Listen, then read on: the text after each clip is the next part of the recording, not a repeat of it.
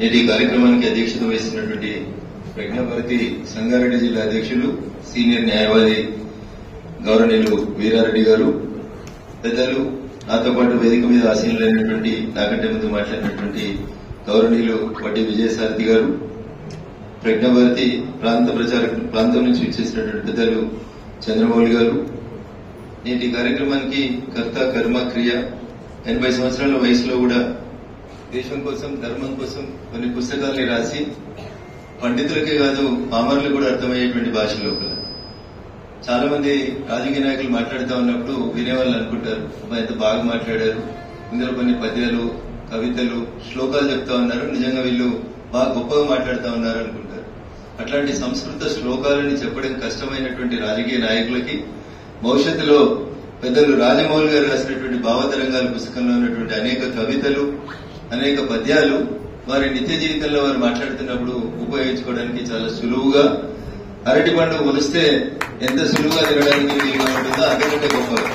కనీసం అరటిపండునైనా ఒలవాలి కానీ ఇందాక విజయసారథి గారు చెప్పిన చదివిన పద్యాలను మనం వింటుంటే ఎంత సులువుగా మనం నిత్య జీవితంలో వాటిని చదవడానికి, అర్థం చేసుకోవడానికి ఉపయోగకరంగా ఉంటాయని మీకు అందరికీ తెలుసు.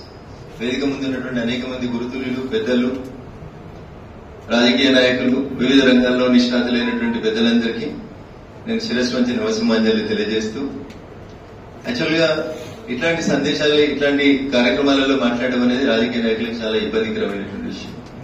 మాకే కష్టం అనుకుంటే పెద్దలు నాకంటే ముందు మాట్లాడినటువంటి వడ్డీ విజయసారథి గారు కూడా చెప్పినారు, పుస్తకాల్ని ఆవిష్కరించేటువంటి సందర్భంగా మాట్లాడడం, ఆ పుస్తకం అప్పుడే ఆవిష్కరిస్తాం కాబట్టి అందులో ఏముంటుందో అర్థం చేసుకోకుండా ఎక్స్ప్లెయిన్ చేయడం అనేది వక్తలకి నిజంగా చాలా కష్టమైనటువంటి విషయం.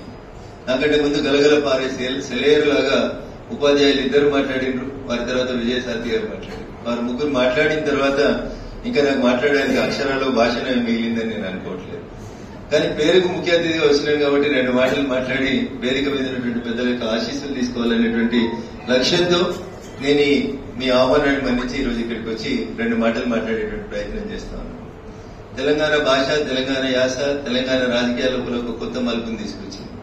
అట్లే అనేక మంది కవులు, ఇందాక వారు శ్రీశ్రీ పద్యాలు 1-2 చదివినప్పుడు చెప్పినారు, ఒక రకమైనటువంటి భావావేశాన్ని, ఒక రకమైనటువంటి ఉద్రేకాన్ని కలిగించేటువంటి శ్రీశ్రీ కవితల నుంచి మన దేశం గురించి, మన దేశభక్తి గురించి, జాతీయ భావన గురించి పాక రాజమౌళి గారు రాసినటువంటి పుస్తకంలో ఉన్నటువంటి పద్యాలు భవిష్యత్తులో శ్రీశ్రీ గారు ఎట్లయితే, శ్రీశ్రీ గారి కవితలు ఎట్లయితే ప్రతి పల్లెటూరులలో చెప్పుకునేటువంటి స్థితి వచ్చిందో అంతకంటే గొప్పగా పాక రాజమౌళి గారు రాసినటువంటి భావతరంగాల పుస్తకాల్లోని పద్యాలని ముఖ్యంగా నాతో ఇక్కడ చేసినటువంటి రాజకీయ నాయకులందరూ కూడా నేర్చుకుని సందర్భోచితంగా వాటి గురించి ప్రజెంట్ చేసినప్పుడు ఖచ్చితంగా మీకు సమాజంలో ఒక మంచి పేరు వస్తుంది.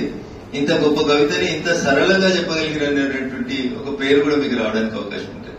అందుకని దయచేసి రాజకీయ ఉపన్యాసాలు కాకుండా ఇక్కడికి మనం అందరం కూడా నేర్చుకోవడానికి వచ్చినామనే భావనతో వచ్చిన నేను వకీల్గా చేసినా, టీచర్గా చేసినా, జర్నలిస్ట్గా చేసినా, నేను ప్రతిరోజు నిత్య విద్యార్థిని అనుకుని పనిచేసినాను కాబట్టి జీవితంలో ఎదగడానికి నాకు ఒక అవకాశం వచ్చింది. అన్ని నాకు తెలుసాను అనుకుంటే మీరు ఎవరైనా వకీల్ ఆఫీస్కి పోతే ఇంకా అన్ని పుస్తకాలు కనబడతా ఉంటాయి. రోజు వకీల్ షాప్ కంటే ఎక్కువ 4 రెట్లు పుస్తకాలు బరువు ఉండేటువంటి పుస్తకాలు ఆఫీస్ లో ఉంటాయి. ఎందుకంటే ప్రతి నెల కొత్త కొత్త జర్నల్ వస్తుంది. వచ్చిన ప్రతి జర్నల్లో ఒక కొత్త కేసు రిపోర్ట్ అవుతుంది. ఆ రిపోర్ట్ అయినటువంటి ఒక కొత్త కేసు నుంచి ఎంతో కొంత నేర్చుకుని మేము ప్రాక్టీస్ లో ముందుకెళ్లాలనేటువంటి లక్ష్యంతో పనిచేస్తా ఉంటాం. అట్లే జీవితంలో ఎదగాలనుకుంటున్నప్పుడు, ఏ వృత్తిలో రాణించాలనుకున్నా, ముఖ్యంగా ప్రజలతో కలిసి అడుగులు వేయాలనుకున్నప్పుడు, ప్రజా జీవితంలో ఉండాలనుకున్నప్పుడు, ప్రజల మదిని స్పృశించే రీతిలో మన భాష, మన భావం, మనం చెప్పే పద్యాలు వాళ్ళకి ఆకట్టుకునే రీతిలో ఉన్నప్పుడు మాత్రమే మనం ప్రజా జీవితంలో రాణిస్తాం. అందుకని ఊకదప్పుడు ఉపన్యాసాలు ఇచ్చి నోటికి వచ్చిన బూతులు తిట్టుకోవడమే ఈ రోజు వేదికలకి, రాజకీయ నాయకులకి శోభాయమానమని అనుకుంటున్నటువంటి ప్రస్తుత తరుణంలో పెద్దలు పాక రాజమౌళి గారు ఒక మాట అన్నారు, రఘునందన్ గారిని కార్యక్రమానికి పిలవండి అని నిర్వాహకులు నాకు చెప్పినప్పుడు నిజంగా ఈరోజు సండే చాలా కార్యక్రమాలు ఉన్నప్పటికీ కూడా చాలా సంవత్సరాల తర్వాత అనేక మంది గురుతులు వెళ్లి, అనేక మంది చదువు చెప్పేటువంటి సార్లని కలుసుకుంటే 4 మంచి మాటలు నేర్చుకోవచ్చు అనేటువంటి ఉద్దేశంతో ఈ కార్యక్రమానికి రావడానికి నేను అంగీకరించినాను. నిజంగా ఈ 2 గంటలు మీతో కలిసి పంచుకున్నటువంటి ఈ 2 గంటల సమయం నాకు ఎన్నో విషయాల్ని నేర్పించింది. భవిష్యత్తులో నా ఉపన్యాసంలో పాక రాజమౌళి గారు రాసినటువంటి ఈ పద్యాలని ఖచ్చితంగా మీరు వింటారని నేను వడ్డీ విజయసారథి గారికి సందర్భంగా తెలియజేస్తాను. ఎందుకంటే టీవీ ఛానళ్లలో ఒక్కరు వెళ్ళినప్పుడు, లేకపోతే రాజకీయ ప్రసంగాలు చేసినప్పుడు, లేదా ప్రజ్ఞాభారతి గతంలో కూడా నాకు 1-2 సందర్భాల్లో అవకాశం ఇచ్చింది.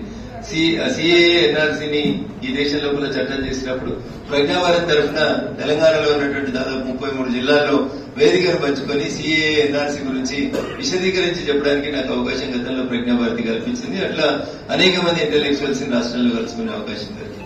ఈ రోజు పాక రాజమౌళి గారు రాసినటువంటి భావతరంగాల పుస్తకంలోని కొన్ని పద్యాలని నా నోటి ద్వారా ఏదో ఒక ప్రసంగంలోనో లేదా ఏదో ఒక టీవీ ఛానల్ చర్చలోనో ఖచ్చితంగా వింటారు. ఎందుకంటే ఈ పదాలు అందరికీ సులభంగా అర్థమయ్యేంత గొప్పగా ఉన్నాయి కాబట్టి ఖచ్చితంగా ఇందులో కొన్ని నేర్చుకుని సమయానుకూలంగా సమయాన్ని బట్టి సందర్భాన్ని బట్టి అక్కడ ఉండేటువంటి శ్రోతలకి నన్ను బీట్ చేయడానికో నన్ను క్రాస్ చేయడానికో వచ్చినటువంటి ఇతర పార్టీల నాయకులకు అర్థమయ్యే రీతి లోపల వినిపిస్తానని చెప్పి ఈ సందర్భంగా తెలియజేస్తూ అవకాశం ఇచ్చినటువంటి వేదికకి ప్రజలకి వేదిక పొందినటువంటి గురుతులందరికీ కూడా మరోసారి శిరస్సు మంచి ప్రణామాలు తెలియజేస్తూ సెలవు తీసుకుంటా ఉన్నాను. జై హింద్, జై భారత్.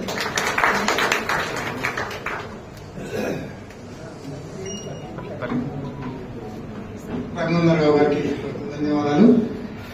నిజంగా వారు అనేక వేదికలలో ముఖ్యంగా టీవీ డిబేట్ లో మన ఎంపీ గారు పాల్గొంటుంటారు. వారికి ఉపయోగపడేటువంటి సాహిత్యం ఈ పుస్తకంలో ఉంది, తప్పకుండా వారు ఉపయోగిస్తారు. ఈ మధ్య 3 నెలల క్రితమే ఒక డిబేట్ చూసిన మీది అనవసరంగా వచ్చిన ఓట్ చోర్ అనే సందర్భంగా టీవీ ఛానల్ పెట్టింది. ఒకే ఒక వాక్యంతో ఎదుటి వ్యక్తి నోరు ముగించారు. ఇంత అద్భుతంగా ఇంకా అంటే ఆ ఎదుటి వ్యక్తి చాలా ప్రజ్ఞాపాఠం ఉన్నాయని ఫీల్ అయ్యి అనేక డిబేట్లలో తికమక పెట్టి అలాగే చేస్తూ అతని దగ్గర మనకి పరిస్థితి కనిపిస్తే నేను పేరు చెప్పడం బాగుండదు. ఆ వ్యక్తిని ఒకటే వాక్యం ఇంకేం మాట్లాడలేదు ఇక సరే మనం తల చూసుకుంటా ఉన్నాం. అంటే అంత అద్భుతమైనటువంటి ప్రజ్ఞాపాఠాలు మన ఎంపీ గారి ఉన్నాయి. కాబట్టి ఇలాంటి వ్యక్తికి ఇలాంటి సాహిత్యం గనక ఉపయోగపడితే మన నిజంగా అనేక విషయాలు మనం కౌంటర్ చేయొచ్చు. ఇతర వ్యక్తిని అంటే అసత్యాలను సత్యాలుగా ప్రచారం చేస్తూ నిజంగా అదే నిజమే అనుకునే పరిస్థితి ఉంది. అలాంటి పరిస్థితి నుంచి మన సాంప్రదాయాన్ని కాపాడుకోవడం, వాస్తవాన్ని ప్రజలను తీసుకురావడంలో రాజమౌళి రచించిన పుస్తకాన్ని గౌరవ ఎంపీ గారు సందర్భం వచ్చినప్పుడు ఉపయోగించుకోవడానికి చెప్పడం చాలా సంతోషదాయక విషయం. ప్రత్యేకంగా విషయంలో రఘునందనరావు గారికి ప్రజ్ఞాభారతి కృతజ్ఞత తెలియజేస్తా ఉంది.